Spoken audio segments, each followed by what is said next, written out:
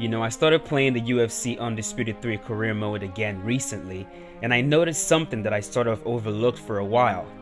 Now, am I the only one that thinks that if I choose Muay Thai, or boxing, or wrestling, or Jiu-Jitsu, or whatever as my base in the career mode, I shouldn't completely suck at it? Alright, let me explain.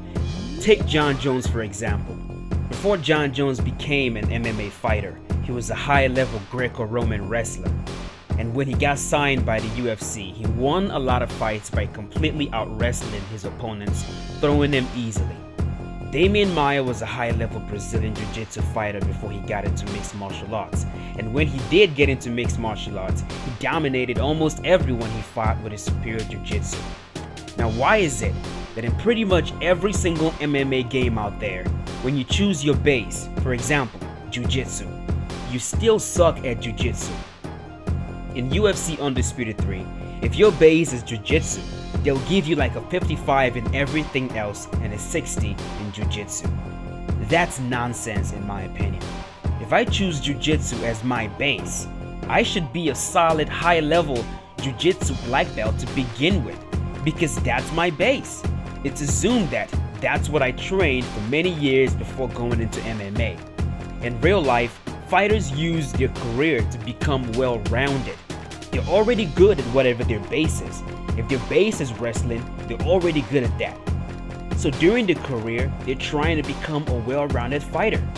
But in all these MMA games out there, instead of being able to just focus on becoming a well-rounded fighter, I'm stuck trying to get good at a base that I was already supposed to be good at to begin with.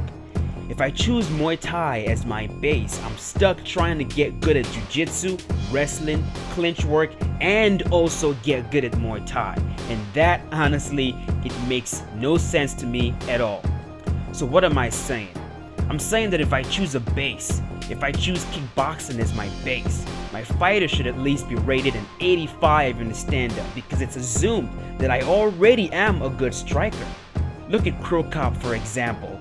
He started out as a striker, and when he got into MMA, his only focus was on learning how to wrestle, how to grapple, how to defend against submissions, because he was already a good striker. Now, I don't know how this is going to be in EA Sports UFC. If I choose boxing as my base, am I going to have high boxing stats, or is it going to be low? One more thing, I hate how our fighters just straight up suck 100% when you're first starting your career. No speed, no conditioning, no strength, no reflexes, nothing. You're just slow, weak, pretty much you suck, and that makes no sense to me. How can you tell me that I have a base in boxing and yet my punches come in slow motion? How can you tell me that I have a base in wrestling and yet I'm weaker than a 5-year-old child? When fighters start their MMA careers, some of them are already great athletes. Look at Jon Jones for example. He was a great athlete from the beginning. Cain Velasquez started out with wrestling, and his conditioning, his speed, his strength was already elite level. So it makes no sense to me that our fighters are just absolutely horrendous. So I'm hoping that these are a few things that EA at least thought about while designing the career mode. I feel like I'm repeating myself a lot, but my fighter, when I'm starting out my career, should already be a good athlete. I should have reasonable speed, strength, and conditioning depending on what my base is. So I'm hoping that by the time this game comes out, the career mode is going to be much better than any career mode we've ever seen. But that's pretty much it. Let me know what you guys think. Do you think I'm right? Do you think I'm wrong? Do you think our fighters should be as horrible in the beginning stages of our career as they are in these other games? Or do you think that they should be considerably better? Let me know in the comments what you think, and I'll see you guys soon. Be safe.